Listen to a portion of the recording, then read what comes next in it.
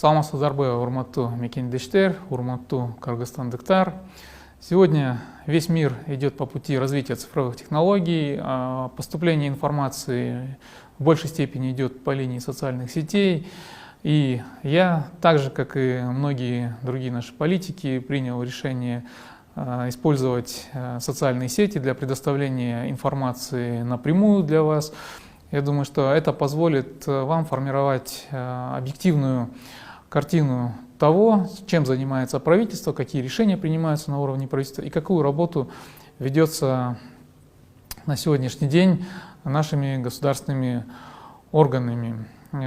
Постараюсь максимально часто пользоваться социальными сетями и, пользуясь случаем, хотел бы информировать о хорошей новости.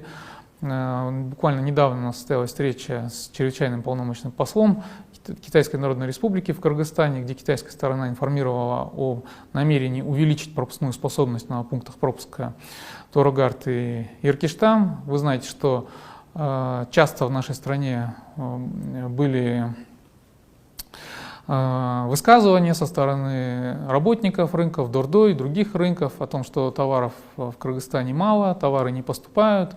И те решения, которые были приняты, в том числе по увеличению работы пунктов пропуска до 12 часов, по работе пунктов пропуска без выходных, строительство дополнительной инфраструктуры для перемещения товаров через государственные границы, я думаю, что это во многом будет способствовать налаживанию экономической ситуации в нашей стране и деятельности наших предпринимателей.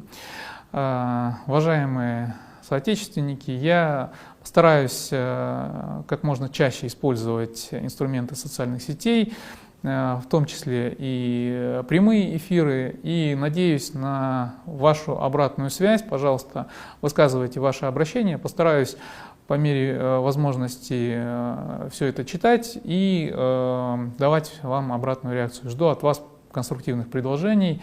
Давайте работать вместе.